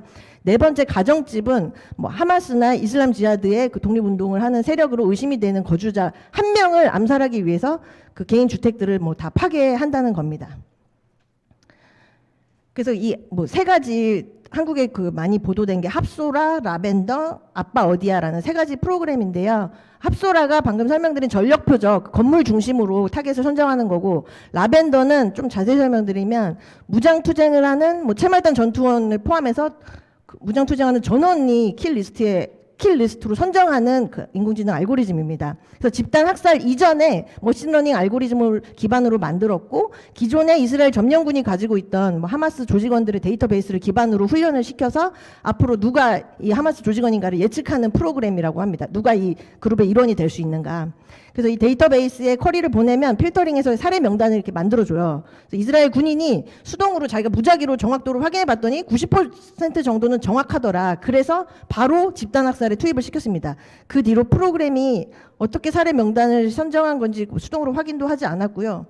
주민들을 전체를 뭐 1에서 100까지 점수를 매겨서 이 중에 누가 전투원인가 이런 거를 평가를 하고 있습니다. 지금 시간이 너무 없어가지고 좀 자세한 설명을 넘어가고, 아빠 어디야는 이렇게 라벤더가 킬리스트를 만들었을 때 이 사람들을 추적하는 소프트웨어인 거예요. 그래서 이 사람이 살해 대상이 자기 집이나 친척 집에 도착하면 이걸 포착해서 이 사람을 공격하라고 알려줍니다. 그리고 이스라엘이 자랑하는 인공지능 강화무기 대표 사례가 무인 항공기인데요. 앞에서 말씀해 주셔서 넘어가고요. 근데 여기에 지금 집단학살에 점령군이 빅테크의 인공지능 기술도 함께 사용하고 있어요. 아마 마이크로소프트나 구글 노동자들이 항의하다가 해고된 사례들을 많이 아실 텐데요. 이 이 공모가 정말 그 이스라엘 혼자서는 할 수 없는 수준으로 빅테크들이 공모를 하고 있기 때문에 엊그제 유엔 팔레스타인 특보도 집단 학살로 이윤을 걷는 기업들로 이 기술 기업들 빅테크들을 아주 많이 그 5개를 선정을 하셨습니다. 그래서 엄청나게 많은 문제점이 있는데 그중에 몇 가지만 말하자면 원래 미국에서 만든 상용 AI 모델이 누구를 죽이고 누구를 살릴지 결정하려고 만든 게 아닌데 개발자들조차 그런 우려를 하고 있는데도 도입해서 적극적으로 사용되고 있다. 그리고 라벤더라는 인공지능 프로그램이 약 10%의 오류를 만든다는 걸 알면서도 이스라엘 점령군이 도입을 했다. 그럼 여기에 대해서 뭐 그럼 책임 회피 소재가 있다. 기술한테 넘기고 뭐 인간 책임지지 않는다. 뭐 아니면은 여기에 대해서 그럼 인간지능을 포함해서 인간지능으로 이거를 잘 감독하고 책임을 지면 된다. 이런 비판들이 있는데 이스라엘도 그거 똑같이 얘기를 해요. 인공지능의 견제와 균형이 필요하고 인간이 최종 결정을 내려야 된다. 근데 사실은 이스라엘이 지금 그 인공지능을 훈련시키는 기초 데이터 자체가 문제입니다. 데이터 편향이라는 말로 설명이 불가능할 정도인데요. 예를 들어서 하마스라고 불렀을 때 전부 다 전투원이 아니에요. 아까 말했듯이 집권 정당이라서 정치국도 있고 군사조직도 따로 있는데 그런 걸 구분 안 하는 정도가 아니고 이 라벤더를 훈련시킨 내부 고발자가 말하기를 이 리스트에 그 정부 직원이라는 명목으로 소방대원들도 들어가 있다는 거예요. 그래서 지금 실제로 소방대원들을 계속 살해를 하고 있죠. 그래서 빨리 그리고 그 폭격을 하는 사람들이 빨리 폭격할 표적을 달라고 압박을 해서 이 AI를 운영하는 사람들이 인계값을 조정해서 값을 낮추기도 하고 그런다고 합니다. 그리고 집에서 가족이랑 쉬고 있는 전투원은 그냥 국제법상 합법적인 타깃이 아닙니다. 그리고 점령 당국이 팔레스타인 주민 전체를 감시하고 감청해서 데이터를 수집하는 것 자체가 문제입니다. 그래서 사람이 통제하느냐가 문제가 아니고 이스라엘이 식민 통치를 하고 있다는 그 자체가 문제예요. 제가 지금 뭐 3가지 사례를 보여드리고 싶은데 이 지금 집단 학살 중에 행한 민간인 학살 처음에는 전 세계가 경악했었지만 아무 제재가 없어서 지금까지 반복해서 오히려 더 많이 민간인 학살을 더 적극적으로 하고 있습니다. 이게 인공지능이 잘못 선정해서가 아니죠. 국제적으로 아무 제재가 없기 때문에 계속해서 민간인 살해를 원래 자기네 그 전략대로 계속 해 나가고 있는 것입니다. 근데 이스라엘 기술들이 막 대단하다고 많이들 생각을 하시는데 실제로 이스라엘 테크 산업의 경쟁력은 어떤 국제법적인 제재도 없이 국내법적인 제재는 뭐 당연히 없겠죠. 식민국가인데 무차별적으로 데이터를 수집하고 이거를 팔레스타인 주민들을 상대로 실정 검증 본인들이 이거를 그 무기 팔아먹을 때 가장 세일즈 포인트로 삼거든요. 실정 검증을 했다. 이게 그 유일한 경쟁력입니다. 그러니까 팔레스타인을 점령하고 있다는 그 자체에만 거기서만 경쟁력이 나오는 거예요. 앞으로 우리가 인공지능에서 이 집단 학살로 학습되고 훈련된 데이터를 이 알고리즘에서 어떻게 잘라낼 수가 있을까요? 이거 불가능합니다. 우리가 쓰는 인공지능 알고리즘은 이제 집단학살 당한 팔레스타인 민중 수십만의 피가 묻어 있습니다. 그래서 팔레스타인에서는 AI와 클라우드를 이중용도 기술로 지정해서 규제해달라는 요청을 하시고요. 유엔과 회원국에 그런 각국 정부에 대해서 압력을 가해달라고 요청을 하고 계십니다. 그래서 팔레스타인에만 여기서 국한되는 게 아니죠. 너무 당연히. 그래서 더 늦기 전에 AI를 규제하자. 팔레스타인과 인류는 더 기다릴 수 없다. 이스라엘을 군사 그리고 경제적으로 제재해서 국제법을 준수하자라는 지금 집단 학살을 당하고 있는 팔레스타인 민중들의 호소를 전하면서 마치겠습니다.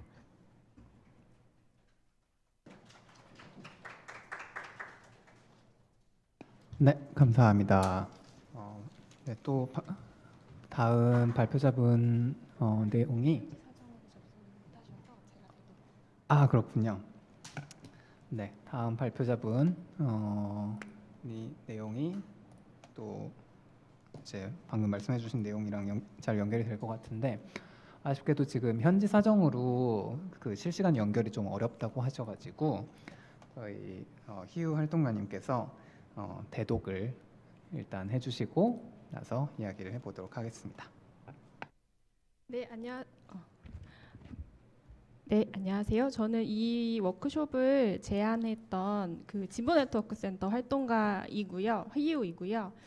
지금 현지에서 접속하기로 해주셨던 케이트 심님께서 현지 사정으로 접속이 어려워지셔서 제가 이 발표 자료를 가지고 대독을 부득이하게 진행하게 되었습니다. 양해 부탁드리겠습니다.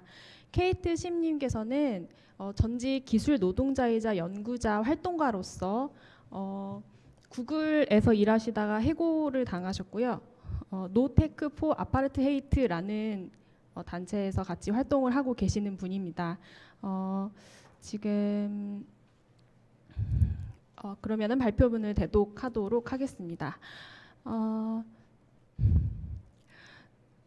저는 주로 젠더, 폭력, 인공지능의 교차 지점을 연구하는 연구자로서 일해왔습니다. 가장 최근에는 구글에서 아동 안전을 담당하는 제품 정책 전문가로 일하며 구글의 신제품과 기능들이 아동에게 안전한지 점검하는 일을 했습니다.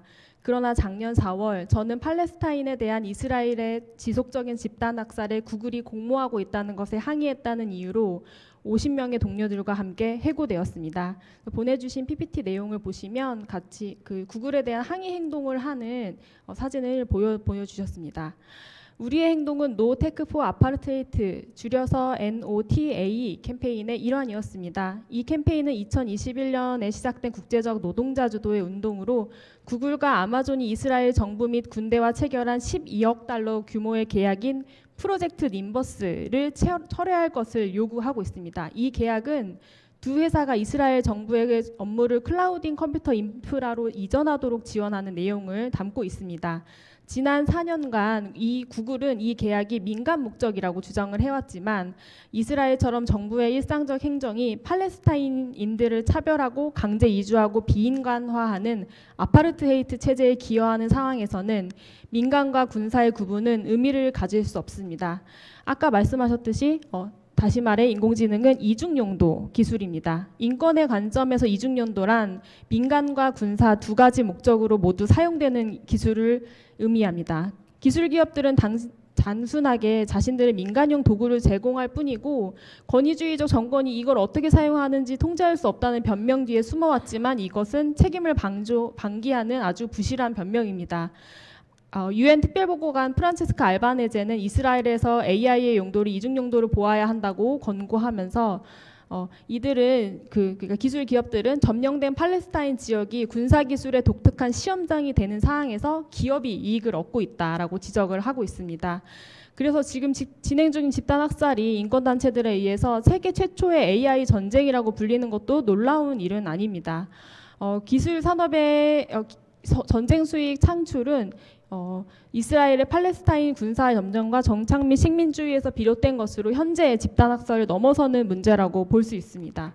이스라엘의 아파르테이트 체제는 기술에 의해 유지되고 있습니다. 어떠한 기술이냐면 세 가지로 나누어 주셨는데요. PPT에는 지금 현재 내용이 없습니다만 점령이 있습니다. 점령은 HP 그리고 IBM의 시스템으로 인구 등록을 하여 기본적인 사회 서비스 접근을 통제하는 데 사용되고 있습니다. 그리고 이러한 인구 통제는 점점 더 자동화되고 있는데요. 구글과 아마존은 아까 말씀드렸던 프로젝트 님버스를 통해서 이를 지원하고 있습니다. 이는 팔레스타인인들의 권리와 자유를 제한하는 계층화된 아파르트헤이트 시스템을 만들어낸다고 볼 수 있습니다. 두 번째는 정착민 신민주의입니다. 에어비앤비와 부킹닷컴은 불법 유대인 정착촌에 위치한 숙소들을 관광지처럼 포장해서 숙박 예약을 받고 있습니다. 그리고 이러한 지역은 HD 현대 그리고 카터필러라는 기업들이 굴착기를 공급하면서 기존의 팔레스타인인들의 거주지가 철거되고 강제 퇴거된 자리에서 만들어진 정착촌입니다. 여러 기술 기업들은 여전히 이스라엘과 거래를 이어가고 있고 이는 이스라엘 GDP의 20% 그리고 수출의 53%를 차지합니다. 그리고 이스라엘은 1인당 스타트업 수에서 세계 1위를 기록하기도 했습니다. 세 번째는 감시입니다. 이스라엘 스파이웨어 페가수스를 들어보신 분이 계실 것 같은데요. 이게 전 세계 권위주의 정권에서 인권 활동가들을 감시하는 데 널리 사용되고 있습니다. 또 미국의 요원들은 군중 통제나 감시를 통한 정보 수집 등 훈련을 이스라엘군으로부터 받고 있기도 합니다. 이것들은 이제 우리가 일상에서 매일 접하는 동일한 기술입니다. 예를 들어 구글 포토는 우리의 순간들을 기록하지만 얼굴 인식을 훈련하고 개선하는 데 사용되고 이 기능이 이후 이스라엘군의 표적 선정 도구로 사용되고 있습니다. 또 우리가 마트에서 결제하거나 공항에서 줄을 좀 빨리 서기 위해 사용되고 있는 생체 인식 기술 등등도 다 마찬가지입니다. 구글에서 이러한 활동이 어떻게 나타나는지 케이트 스님께서 요약을 해주셨습니다. 2018년도 구글 직원들은 미국 국방부와의 국방 계약에 항의하며 대규모 집단 조퇴 행동을 조직을 했습니다. 이 집단 행동 이후 구글은 책임 있는 AI 원칙을 채택하며 그것을 대응을 했는데요. 구글은 여기에서 전반적으로 해를 끼치거나 그럴 가능성이 있는 기술, 그리고 사람에게 상해를 입히거나 그것을 직접적으로 촉진하는 것을 주된 목적으로 하는 그런 무기나 기타 기술은 개발하지 않겠다라고 선언을 했고, 여기에는 구글 제품의 군사적인 사용도 포함되었습니다.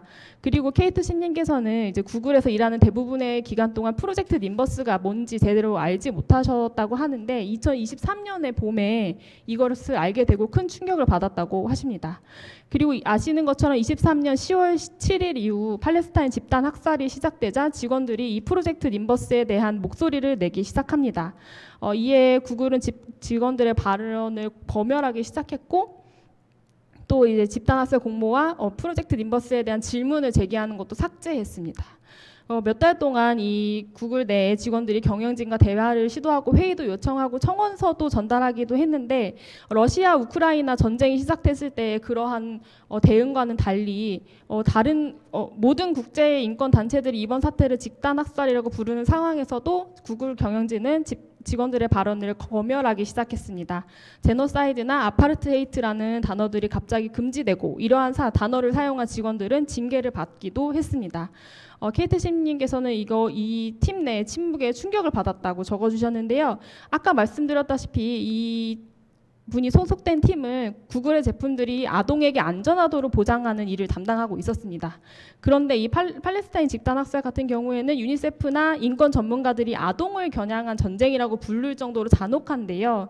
이 동료들과 경영진이 구글이 아동을 위한 기술을 한다고 안정성을 강조하면서 동시에 그 기술들을 팔레스타인 아동을 살해하고 훼손하는 데 사용되고 있다라는 위선에 대해서 편지를 썼음에도 불구하고 아무도 답하지 않았다라고 말씀을 하셨고요. 그리고 24년 4월에 캘리포니아와 뉴욕 두 곳에서 연좌 농성을 조직을 하셨습니다. 그런데 여기서 묵살당하거나 징계를 받았고요. 이분은 캘리포니아 시위에 참석했었고, 여기에서 토마스 쿠리안이라는 클라우드 CEO의 사무실에서 연좌 농성을 벌이다가 끌려 나가셨다고 합니다. 그리고 6명의 직원은 11시간 동안 연좌를 이어갔다고 하시는데요. 이 직후에 48시간 이내에 약 50명이 해고당했습니다. 여기서는 실제 가담하지 않고 단지 연대를 알려주기 위해서 자리에 있었던 사람들도 포함되어 있었고요. 올해 2월에 구글은 아까 말씀드렸던 AI 원칙을 전면 개정을 해서 자신의 태도를 보였습니다. 그리고 이제 케이트 심님께서 마무리로 발언을 작성을 해주셨는데요. 지금 이 순간은 기술 산업의 진짜 민낯이 드러난 순간입니다. 메타는 자사 플랫폼에서 이스라엘과 팔레스타인에 대한 단어를 검열하기 시작했고, 팔란티어는 이스라엘 군대와 대놓고 거래를 하고 있습니다. 이 모든 기술들은 팔레스타인인들을 대상으로 시험되고 사용된 것입니다. 그리고 이제 이 기술들은 다시 미국으로 돌아와 우리에게 사용될 것입니다. 이것은 결코 저기 먼 곳의 전쟁이 아닙니다. 동일한 점령, 억압, 통제의 도구들이 우리에게도 영향을 미칠 것입니다. 이를 막을 수 있는 유일한 방법은 우리가 함께 저항하는 것입니다. 라고 마무리를 해주셨고요. 이 슬라이드의 맨 마지막에 같이 연대하시는 단체의 소개를 첨부를 해주신 것으로 보입니다. 불가피한 사정으로 대독하게 된 점 부디 양해를 부탁드리며 이상으로 마치도록 하겠습니다.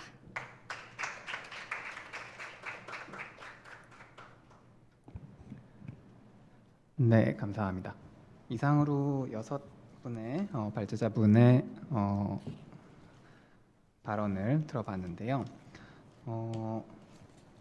저희가 지금 한 10분 정도의 토론 시간이 있습니다. 그래서 약간 빠듯하지만 일단 제가 그냥 좀 공통의 질문을 한두 가지 드리고 플로어에서도 질문이 나오는지 한번 여쭤보고자 합니다.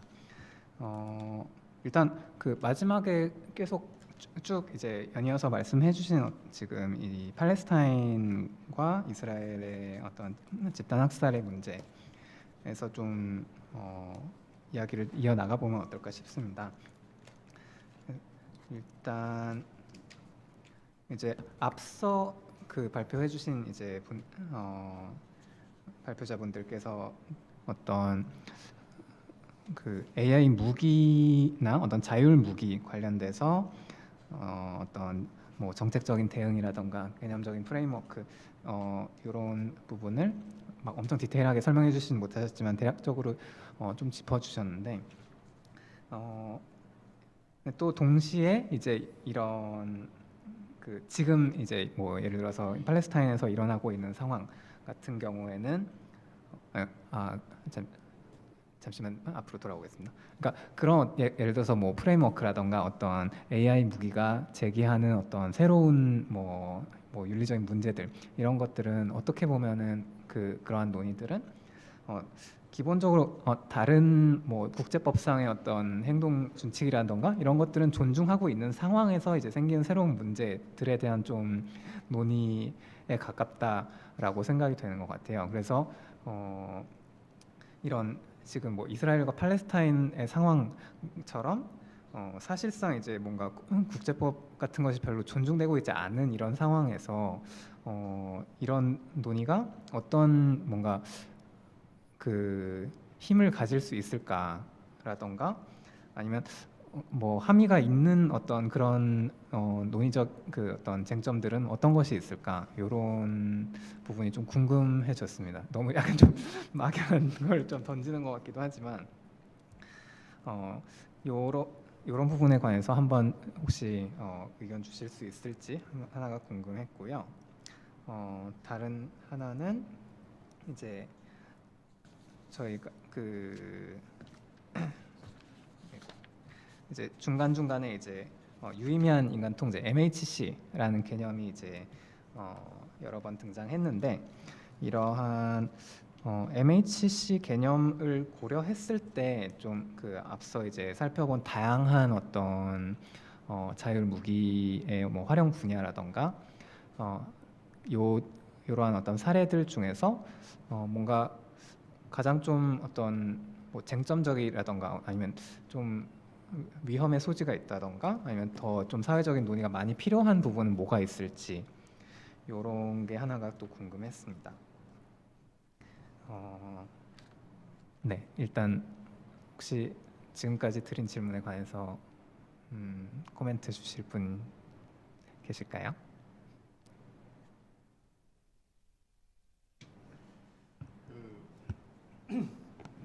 법이라는 게 이제 국제 조약 형태로 도출되면 좋겠지만 이게 논의가 거의 10년 이상 됐음에도 불구하고 이게 조약 형태로 아직은 이루어지지 못하고 있죠. 다만 이제 결의안 형태로 되고 있어서 언젠간 될 수도 있겠다는 희망을 갖긴 하지만 설령 그렇다고 하더라도 그게 또 각국의 군 형법에 또 포함돼야 될 것 같아요. 근데 그게 과연 쉽게 또 억셉트될 수 있겠냐. 특히 우리나라 같은 경우는 이제 분단이라는 그 형태가 있기 때문에 항상 이제 디펜스 형태가 되는 게 이제 이 진약형 리스크 때문에 쉽게 수행하기 어려울 거다라는 또 이제 그 이슈가 또 나올 것 같아요. 필요성은 크다고 보지만 그런 이제 한계점들이 분명히 내재되어 있고 또 하나는 이제 이 군수 어떤 방산 기업들을 러비고 또 만만치 않게 작동할 것 같습니다. 그런 부분들에 있어서 입법이 상당히 늦어지고 있는 것 같기도 하고 국제적 합의도 마찬가지인 것 같아요. 다만 이제 이런 형태가 이제 법 체계는 아니더라도 사실상 시민단체가 이런 리스크를 어떤 견제했던 케이스는 있거든요. 아마 2010 몇 년도인데 이제 카이스트하고 하나 시스템이 하나가 자율무기 형태 킬러 로봇 만들겠다라고 했을 때 상당히 이제 국제 어떤 단체 또 관련된 교수는 비판을 많이 받았고 아마 그 계획이 철회되었던 것 같아요. 그렇다고 한다면 사실상 지금은 더 어려울 수도 있겠지만 그런 형태의 어떤 무브먼트가 하나의 작동 기제가 되지 않을까 하는 이제 기대를 해보고요. 물론 이제 법이 쉽진 않겠지만 그런 이제 작은 운동이라도 이루어지게 된다면 어떤 흐름은 또 바뀌어지지 않을까 하는 생각을 해봤습니다. 그리고 이 책임 주체를 보게 되면 실제 이제 자율무기가 들어오는 과정에서 어떤 의도성을 갖고 있느냐, 또 행위자가 누구로 볼 거냐라는 이제 그 관점을 따져봐야 법적인 책임을 묻게 된다는 거죠. 근데 지금 자율무기가 어떤 의도성을 가지고 직접적으로 이제 했냐? 그건 아니거든요. 결국은 사람이 이걸 다 조종하고 조작하고 해서 결과가 발생했다고 한다면 어떠한 제노사이드라고 하더라도 그 책임 주체는 분명히 있다. 그리고 그게 국제인권법이든 국제 인권법이든 형태의 모든 게 입안의 형태가 될 것 같아요. 그리고 모든 부분들이 지금 재래식 무기에 있어서 자율규제 형태까지도 이제 논란이 있겠지만 그 형태가 과연 국제 조약 체계 내에서 국제법 체계 내에서 과연 억셉될 수 있겠냐? 최근에 이제 이란에 대한 폭격이 과연 이게 정당성이 있겠느냐? 저희 아이가 고등학생인데 이건 문제가 있다라고 얘기를 합니다. 저희 고등학생이 얘기하는데 다른 사람들 얘기를 못 하고 있는 거죠. 이건 이제 어떤 힘의 논리도 작용하지만 그런 부분도 분명히 있을 거란 말이죠. 우리가 너무 많이 얘기하는 것 같아요. 여기서 우선 제가 정리하고요.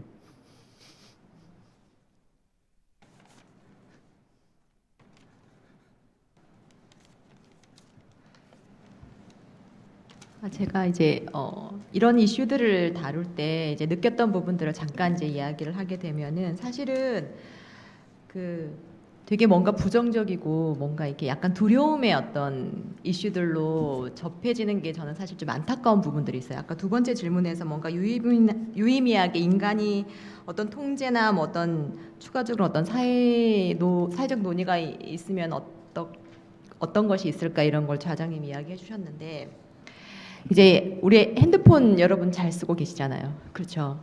그리고 우리가 이런 AI 에이전트에 대한 것들도 이제 우리가 굉장히 더 잘 쓰게 되고 잘 쓰고자 이런 논의들을 하고 있는 건데 이런 부분들에 있어서 우리의 의식이 신뢰라는 부분들에 대해서 많은 두려움과 어떤 공격적인 대상을 생각을 하고 있는 것 같아요. 그래서 이런 부분들을 극복하기 위해서는 우리가 신뢰라는 체계의 어떤 기존의 어떤 단계보다 훨씬 더 상향된 진짜 인간 대 인간으로서 갖고자 하는 그 신뢰의 순도가 훨씬 더 높아야 높은 차원에서 좀 더 믿고 오픈을 하고 정보를 오픈하고 더 높은 수준의 어떤 논의들이나 이야기를 합의점을 뭐 국가 간이든 아니면은 단체든 이렇게 할 수 있을 것 같아요. 기관이든.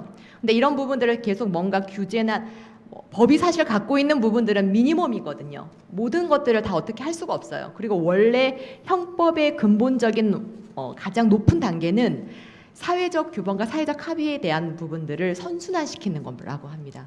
이게 그럴 정도로 하는 거니까 법으로 제재를 하는 것보다 우리가 좀 더 신뢰를 구축하는데 우리가 얼마나 더 오픈을 하고 거기서 더 많은 우리가 자유를 누린 상태에서 그 다음에 일어나는 2차적인 문제들이 있을 수 있잖아요. 이런 부분들은 우리가 좀 더 넓은 공감대를 형성을 해가지고 해결하자라는 것이 좀 더 이런 다자간 논의를 했을 때 우리가 접점을 찾아 나가는데 필요한 어떤 이제 마인드, 이제 소통할 수 있는 영역의 확장 이런 거라고 생각합니다. 그것이 바로 우리가 갖고자 하는 이 사이버 영역에서의 어떤 두려움과 부처간 뭐 여러 가지 정책적인 부분들에 대해 기존에 해결이 안 됐던 부분들이 더 문제로 극대화되는 것이 아니라 우리가 좀 더 행복한 삶을 사는 데 있어서 기술을 잘 활용하고 좀 더 우리가 더 높은 단계에서 그런 부분들을 영위할 수 있는 삶을 누릴 수 있지 않을까 생각합니다.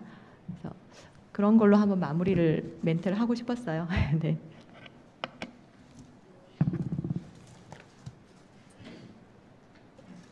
네, 저는 불확실성이 정말 치명적인 위험이다라고 지금 인권 관점에서는 사실 생각을 하고 있는데요.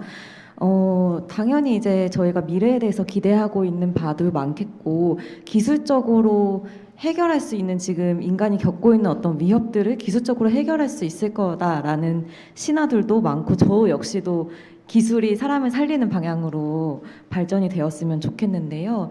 지금 이제 신뢰 말씀을 하셨는데 지금 현재 작동하고 있는 시스템에 대해서 신뢰성이 없는 상황에서 기본적인 약속조차 없는데 이러한 불확실성을 가진 뭔가 기술들이 특히 군사 분야라는 치명적인 위협을 가지고 있는 어떤 분야의 접목이 되었을 때 이게 얼마나 위험한 것인가에 대한 어떤 사회적인 성찰이 조금 더 필요하다라고 생각합니다. 저는 이제 그 무기 박람회라는 곳을 많이 다니는데요. 이제 현장 모니터링을 주로 하다 보면 되게 많이 등장하는 것이 이제 AI 그리고 자동화 무기입니다. 근데 그런 것들이 어떻게 현장에서 좀 시민들 혹은 대중들한테 보이냐면 되게 새롭고 뭔가 인간의 삶을 바꿔줄 그런 기술처럼 보이는데 사실 이렇게 덕야핑님이라든지 케이트 심님께서 보여주신 어떤 이 AI의 어떤 편향성이라든지 혹은 집단학살에 대한 공모 사실 같은 것들은 사회에서 전혀 보여지지가 않잖아요. 그래서 저는 이 위험성에 대한 논의가 조금 더 활발하고 시급하게 이루어져야 된다라고 생각합니다. 그래서 이런 논의가 전제되지 않는 상황에서의 기술 개발 그리고 적용이 네, 아주 심각하게 우려스러운 상황이라고 생각합니다. 그래서 네, 앞으로 저희가 조금 더 빠르게 기본적인 약속들을 만들어가는 과정들이 촉진되기를 바랍니다.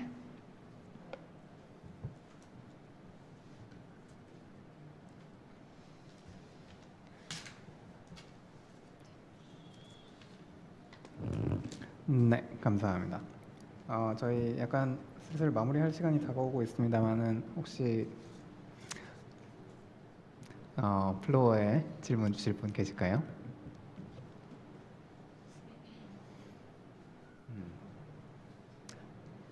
네, 없으신 것 같고 그러면 시간 관계상 좀 슬슬 마무리를 한 분씩 좀 마무리 발언을 요청드리면서 정리를 해볼까 싶습니다. 또 이제 마지막에 그 말씀해주신 것처럼 어떤 우리가 이 주제에 관해서 좀 서로 이제 신뢰를 쌓고 좀 다양한 관점에서 논의를 건설적으로 이제 만들어 나가기 위해서 또 어떤 것이 요청되는지 약간 또 고민이 많아지는 것 같은데 네, 약간 그런 부분에 대한 어떤 뭐랄까 제언 같은 것을 혹시 담아주실 수 있다면 그런 것도 좋을 것 같고 짤막하게 마무리 발언 한 분씩 요청드리겠습니다. 뭐 그냥 이렇게 쭉 갈까요? 아니면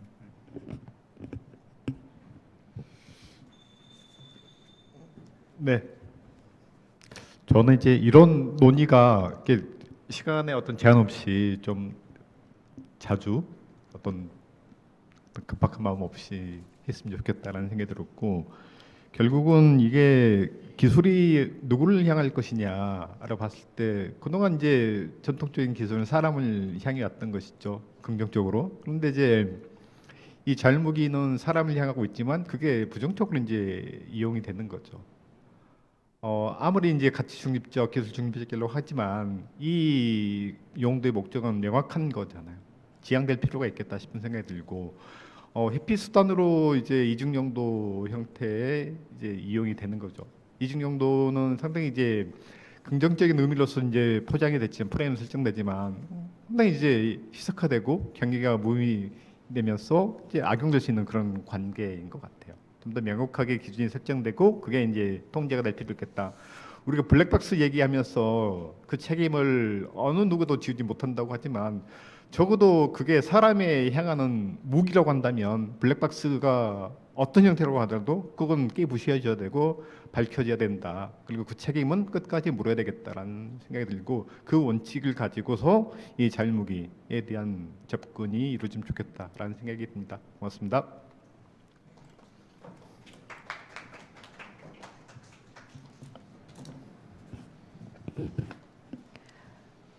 저는 그냥 기본적으로 사람이 갖고 있는 우리의 깊이가 정말 의식의 확장이 일어났을 때 이런 이슈들에 대해서 좀 더 폭넓은 성장과 합의를 이룰 수 있다고 생각을 합니다. 그래서 성장한다라고 하는 것은 위로만 올라가는 것이 아니라 뿌리도 깊어지고 옆으로도 훨씬 더 넓어지는 영역이라고 생각을 하거든요. 그래서 우리가 지금까지 살아왔던 이런 합의의 영역을 했던 범위보다 여러 가지 기술의 발달로 인해서 위로도 아래로도 중첩과 간섭의 영역이 되게 많아졌잖아요. 그래서 관련된 문제들도 많아지고 이슈들도 많아졌는데, 그거를 오히려 우리가 더 나의 영역이라고 할 수 있는 거를 확장시켜서 크게 소통할 수 있는 영역으로 문제를 조금 풀어가면은 어떨까 하는 생각입니다. 이상입니다. 제 마지막에 발제 시간이 모자라서 읽지 못했던 팔레스타인의 목소리를 좀 전달해 드리자면, 인공지능이 인권에 미치는 영향은 팔레스타인인에게만 국한되지 않는다. 그러나 전 세계로 수출되는 군사화된 기술의 실험 대상이자 이스라엘이 현재 진행 중인 인공지능이 지원하는 집단 학살의 생존자로서 팔레스타인인들은 무기화된 인공지능의 재앙적인 미래를 전 세계에 경고하는 탄광의 카나리아다. 지금 이스라엘이 AI로 팔레스타인에서 집단 학살하고 있는 게 너무 극단적이고 좀 예외적인 상황이 아닌가 이렇게 생각하시는 분들이 있을 수도 있는데, 그 극단적일수록 오히려 더 선명하게 AI의 무기화가 가져올 위험성을 더 드러내준다고 생각하거든요. 그래서 오늘 그리고 이 AI를 규제하자는 팔레스타인의 요청은 사실은 AI 무기에 지금 집단 학살 당하고 있는데 규제가 아니고 없애버리고 싶죠. 이게 있어서는 안 되는 거죠. 근데 그런 요청을 해봤자 세계적으로 맨날 이런 건 뭐 현실적이지 않다 이런 대답밖에 안 돌아오니까, 팔레스타인에서 가장 국제법을 준수할 수 있는 가장 실현 가능한 그런 대안을, 그래서 그런 대안으로 AI의 그 이중 용도 기술로 AI를 지정을 해서 규제를 하자는 제안을 하고 계십니다. 그래서 이 운동에 여러분들이 관심을 가지고 함께 해주시기를 부탁드립니다.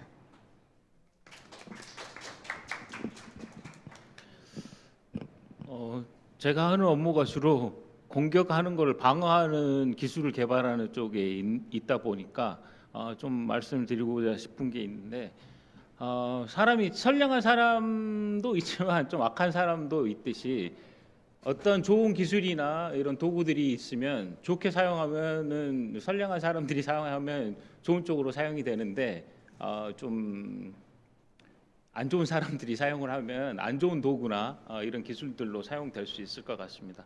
한 가지 예를 들면, 이제 여러분들이 랜섬웨어 이런 것들 알고 계실 텐데요. 랜섬웨어가 대표적인 예인데, 이제 암호를 사용하면은 다른 사람들이 도청을 할 수 없게끔, 나랑 다른 상대자만 알 수 있게끔 하는 통신 수단으로서 사용하는 좋은 기술로 개발을 했는데, 그걸 악용하는 사람이 랜섬웨어를 개발을 해서 랜섬웨어라는 개념을 생성을 하고 그것들을 악성 코드로 이용을 해서 다른 사람을 공격한다는 거죠.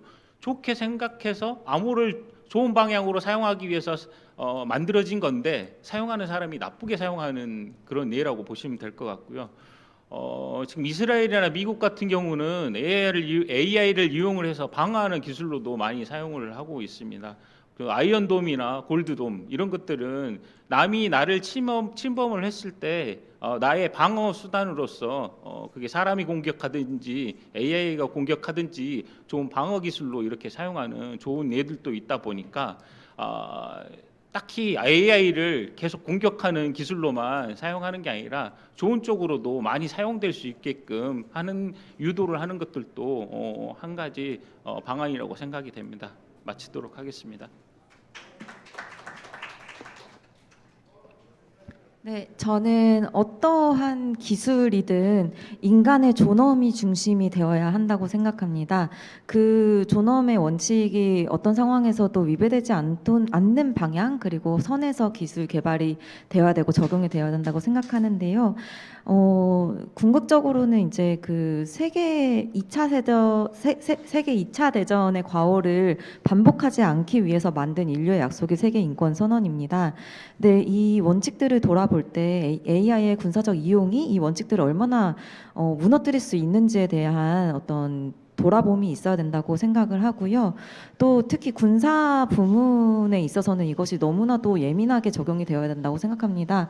왜냐하면 생명을 다루고 생명의 어떤 결정권을 가지고 있는 분야이기 때문에 이것이 잘못 사용되면 돌이킬 수 없는 결과를 일으키잖아요. 그래서 이 분야일수록 더더욱적으로 예방적인 접근이 필요하다고 생각하는데 이미 너무 늦은 것 같아서 마음이 급합니다. 그래서 하루빨리 이런 중요한 논의들이 유의미하게 이뤄졌으면 하는 바람이고, 네, 저희도 같이 노력하겠습니다. 감사합니다. 네, 오늘 귀한 안목 나눠주시고 또 어떻게 보면 좀 관점이 다른 부분이 있을 수 있음에도 성심성의껏 토론에 임해주신 저희 패널 분들께 다시 한번 박수 부탁드리겠습니다. 네, 이상으로 마치겠습니다.